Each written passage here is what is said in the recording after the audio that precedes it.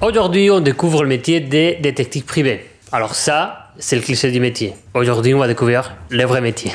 Alors ça a été très compliqué pour nous de trouver un détective privé qui acceptait d'être filmé et de nous parler de son métier sans langue de bois et en toute transparence. Du coup, on est ravis aujourd'hui de rencontrer Maxime. Maxime est détective privé depuis 5 ans, il a monté sa propre agence. Et avec lui, on va essayer de présenter le métier de manière concrète et honnête. Et on va peut-être cacher les...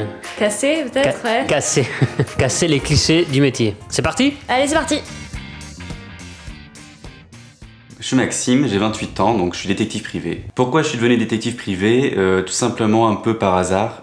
J'étais avant dans le transport logistique et j'ai eu envie de faire une reconversion. Je suis tombé sur une émission de détective et je me suis dit que c'était fait pour moi. Hey! Ah, le chat. Et coucou!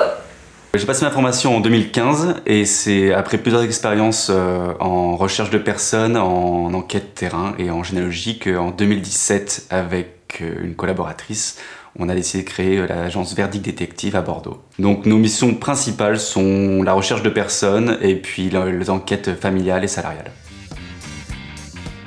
Comment est-ce qu'on devient détective privé? Alors, pour ma part, pour devenir détective, j'ai passé une licence professionnelle de droit. Donc pour accéder à cette licence, il faut un niveau Bac+2, ce qui va nous permettre de voir les grands points du droit ainsi que la base de l'enquête. Une fois qu'on obtient ce diplôme, du coup on obtient des agréments qu'on demande. Donc là il y a une vérification de moralité avec casier judiciaire. Et après on peut ouvrir du coup notre agence et devenir détective. Donc on peut pas devenir détective de manière autodidacte? Faut forcément un diplôme? Non, depuis 2012, il me semble, avec le CNAPS qui maintenant gère les détectives, qui est rattaché au ministère de l'Intérieur, on peut plus devenir détective sans avoir de formation. Il y a une autre façon de devenir détective, c'est en étant officier de police ou de gendarmerie, qui nous permet d'avoir l'équivalent. Est-ce qu'on trouve du travail facilement en tant que détective ? Pour ce qui est des détectives salariés, il n'y a pas énormément de demandes pour les enquêtes terrain. Par contre, on se met souvent à son compte, donc on est en profession libérale, et là, il y a du travail, mais il faut surtout aller le chercher, je pense. Tu dis qu'il y a beaucoup de demandes, mais du coup, comment on arrive à trouver cette demande ? Comment tu fais, toi, aujourd'hui ? Alors, le site internet va apporter tout ce qui est les particuliers. En ce qui concerne les professionnels, souvent, c'est à nous d'aller les chercher, puisqu'ils ne connaissent pas très bien notre profession, et donc il faut leur expliquer ce qu'on peut leur apporter. Donc les professionnels, ça va principalement être des notaires, des huissiers ou des avocats. Alors, mon quotidien déjà, c'est quoi? C'est prospection, rendez-vous client, recherche administrative, des recherches aux archives, des recherches généalogiques, puis évidemment des enquêtes terrain avec des filatures, des planques et des fois des photographies. Et aussi, beaucoup de rapports. Alors, mes clients, on peut travailler avec des particuliers pour tout ce qui va être des enquêtes autour de la famille ou de la recherche de personnes, donc ce qui va être le cliché un peu détective, adultère, divorce, mais aussi pour la garde des enfants ou des enquêtes de moralité par rapport à des proches. On travaille également beaucoup avec des entreprises, donc tout ce qui va être affaires salariales, donc pour du vol d'entreprise, tout ce qui va être non-respect du contrat de travail, absentéisme, tout ce qui peut être aussi travail au noir alors qu'on devrait travailler pour son entreprise. Donc on travaille également beaucoup avec des avocats, donc les avocats tout simplement qui vont accompagner souvent les particuliers ou les professionnels que j'ai cités avant. On travaille également donc avec des huissiers de justice, des notaires, des cabinets de recouvrement, des assurances, des banques. Donc là ça va être principalement pour de la recherche de personnes, recherche de débiteurs, recherche d'héritiers, mais également pour des enquêtes d'assurance. Dans tout ce qui va être litige pour des vols de marchandises ou des dommages corporels qui nécessitent du coup une intervention d'un détective pour faire un rapport. C'est quoi les qualités que demande le métier de détective privé? Je l'ai pas préparé celle-ci. Les qualités détective privé, déjà, c'est être patient.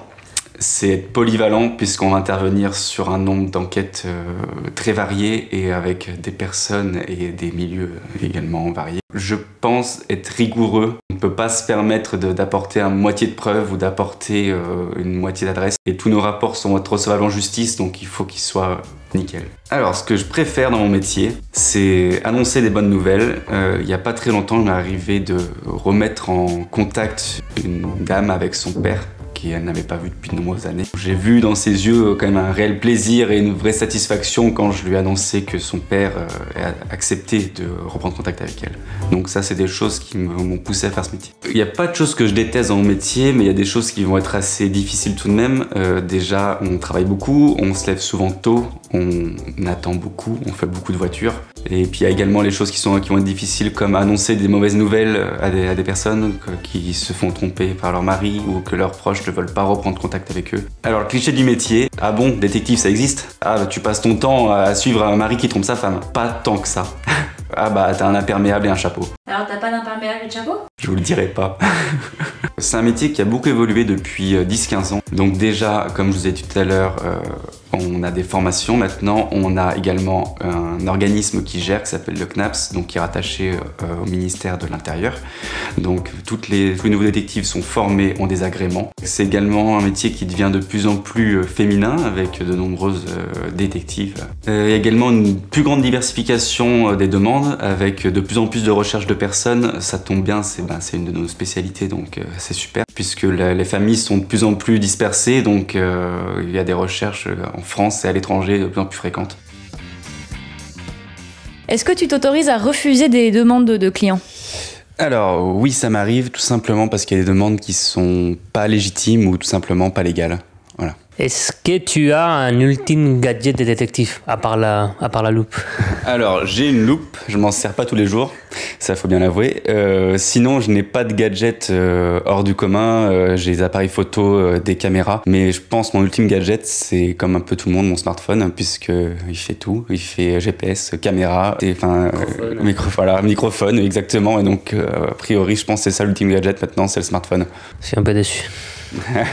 La planque la plus folle que tu aies fait? Alors, j'ai une planque qui, pour moi, était assez sympa. C'était une fois, on a suivi une personne donc, qui allait jouer au golf. Donc, on l'a attendu à la fin de son parcours, pas tranquillement, mais sagement. Et donc, il a embrassé madame, qui n'était pas sa femme, évidemment. Hein. Donc, à la fin du parcours. Donc, voilà, c'est une planque assez sympa, ça. T'as fait une photo, du coup? Ouais. Une vidéo même. Pour les détectives salariés, je pense qu'ils commencent au SMIC, mais comme ils doivent faire beaucoup d'heures, il y aura sûrement des primes en plus. Et concernant mon salaire, moi, ça serait dans les plus de 1500 €. Et comme chaque détective a son compte, ça peut varier de 0 à 10 000 €. En moyenne, 50 heures. Ça serait dans les 300 € et c'est principalement de la recherche de personnes ou des petites enquêtes terrain. Les plus grosses enquêtes seraient des grosses enquêtes salariales ou de ce qui est industriel, concurrence déloyale par exemple, et ça pourrait aller entre 2000 et 3000 €.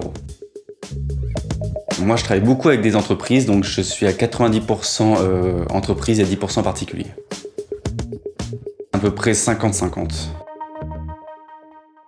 Je suis tombé sur une émission de détective et je me suis dit que c'était fait pour moi. Trop drôle. J'étais avec un pote, j'ai vu cette émission, j'ai fait tu sais quoi, je fais ça, et le lendemain je me suis inscrit. Donc, Et du coup, tu nous as pas dit pendant les études, il y a une forme de sélection à l'entrée des études ou en gros tu t'inscris et tu peux rentrer Alors, donc il y a 4 écoles qui sont entre 10 et 20 places. Et moi, quand j'étais à Nîmes, ils m'ont dit qu'il y avait eu 180 candidatures, quelque chose comme ça. Et donc on a été 10 ou 12 à être, je sais plus, je crois qu'on était 12 à être pris. Et qu'est-ce qui fait que tu as été pris alors qu'à la base tu avais un parcours mon physique? Voilà. J'ai fait l'enquête sur eux et je les ai menacés, donc... Génial. Rien qui t'empêche de dormir la nuit Non, malheureusement je fais pas encore les meurtres, c'est dommage. J'aimerais bien évoluer là-dessus, mais ça sera pas en France. Quoi? On n'est pas amené à enquêter sur des meurtres en France. On fait de la contre-enquête pénale, enfin moi j'en fais pas, hein, mais du coup c'est de la contre-enquête. C'est pas vraiment... T'as pas le droit encore?